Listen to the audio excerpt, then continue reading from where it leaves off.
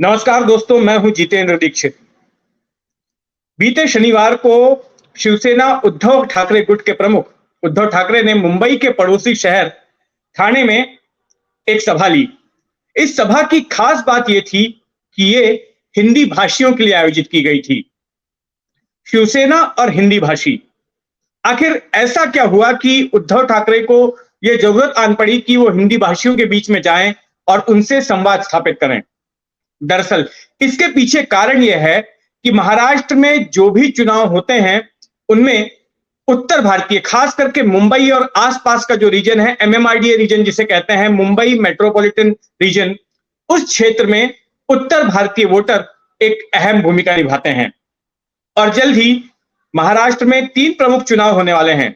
मुंबई महानगर पालिका का चुनाव होना बाकी है, उसके बाद लोकसभा का चुनाव है और अगले साल अक्टूबर में विधानसभा का चुनाव है। और ऐसे में कोई भी पार्टी उत्तर भारतीय वोटर, खास करके यूपी और बिहार से जो लोग माइग्रेट होकर मुंबई आए हैं, ठाणे आए हैं, नवी मुंबई आए हैं, यहां पर उन्होंने अपना घर बनाया है, जो यहां की वोटर लिस्ट में शामिल हैं, ऐसे लोगों को इग्नोर नहीं किया जा सकता। और उन्हीं को लुभाने के लिए तमाम पार्टियां प्रयास कर रही हैं। और इसी सिलसिले में उद्धव ठाकरे ने ठाणे में हिंदी भाषियों के लिए यह सभा रखी। तो इस सभा में उद्धव ठाकरे ने उत्तर भारतीयों से यह कहा कि किस तरह से कोरोना काल के दौरान उन्होंने उत्तर भारतीयों का ध्यान रखा। जो बड़ी तादाद में उत्तर भारतीय मजदूर मुंबई आकर बसे थे, उनको वापस भेजने के इंतजाम करवाए गए। उन्होंने ये दरखास्त की थी रेलवे से कि ट्रेनें मुहैया कराई जाएं और वो टिकट के पैसे देने के लिए भी तैयार थे, और उनके रहने खाने का इंतजाम, उनकी चिकित्सा का इंतजाम, ये तमाम तरह के काम जो उद्धव ठाकरे ने बतौर मुख्यमंत्री करवाए थे, उनका हवाला देकर उत्तर भारतीयों को यह जताने की कोशिश की कि वे उत्तर भारतीयों के खैरख्वाह हैं, उनके शुभचिंतक हैं। और एक पुल बनाने की कोशिश की उन्होंने शिवसेना और उत्तर भारतीयों के बीच में।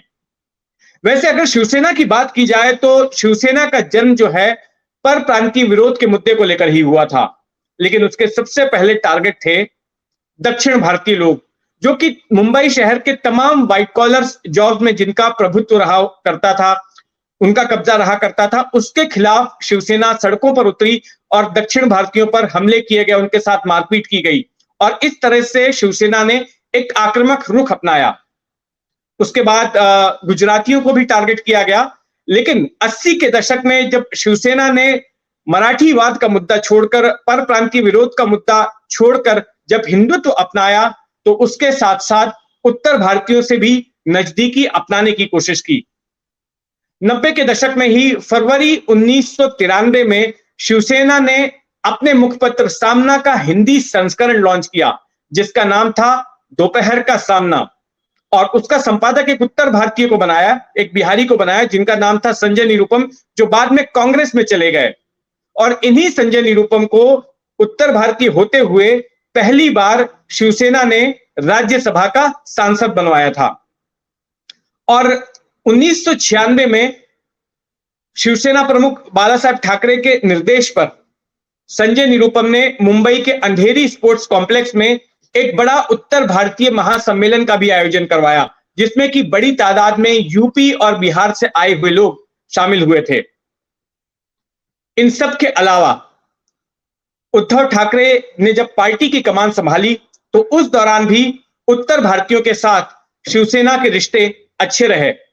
उत्तर भारतीयों ने उद्धव ठाकरे ने साल 2003-04 में एक मुहिम शुरू की, जिसका नाम दिया था मी मुंबईकर कैंपेन।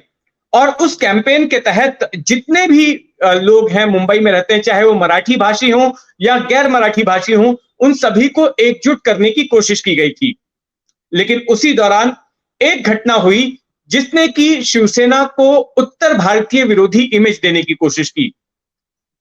साल 2003 या 4 की ही बात है कि मुंबई के कल्याण रेलवे स्टेशन पर जो रेलवे के एग्जाम हो रहे थे, रेलवे की भर्ती परीक्षा हो रही थी, और उसके लिए जो उत्तर भारत से, यूपी बिहार जैसे राज्यों से जो उम्मीदवार आए थे, उनके साथ में शिवसैनिकों ने मारपीट की और उनको भगा दिया। लेकिन यह सब कुछ उद्धव ठाकरे की मर्जी से नहीं हुआ था।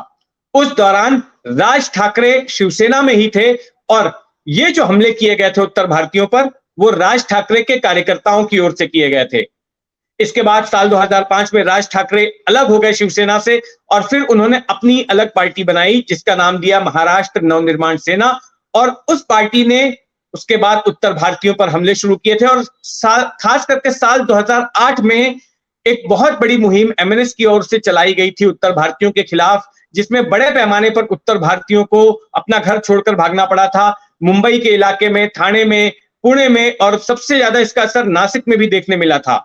लेकिन ये राज ठाकरे कर रहे थे उत्तर भारतीय का विरोध, उद्धव ठाकरे नहीं कर रहे थे। उद्धव ठाकरे ने जब से पार्टी की कमान संभाली थी वो नफरत की राजनीति से खुद को दूर रखते आए। ना वो मुसलमानों के खिलाफ बोलते थे, ना वो उत्तर भारतीयों के खिलाफ बोलते थे।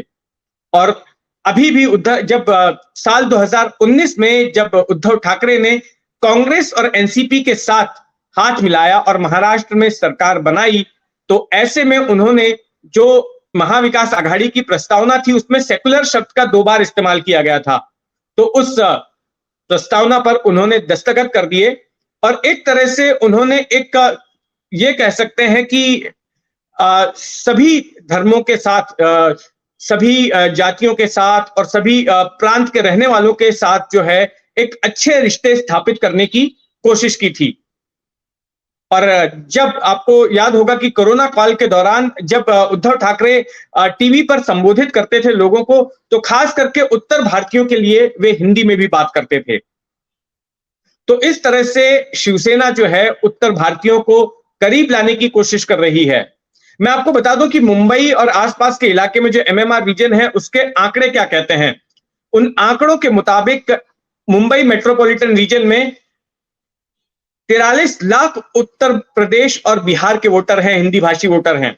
इसके अलावा मुंबई महानगर पालिका की जो 227 सीटें हैं उनमें से 40 से 60 सीटें ऐसी हैं जिसमें कि उत्तर भारतीय निर्णायक भूमिका निभाते हैं। उत्तर भारतीय तय करते हैं कि आखिर ये सीटें कौन जीतेगा।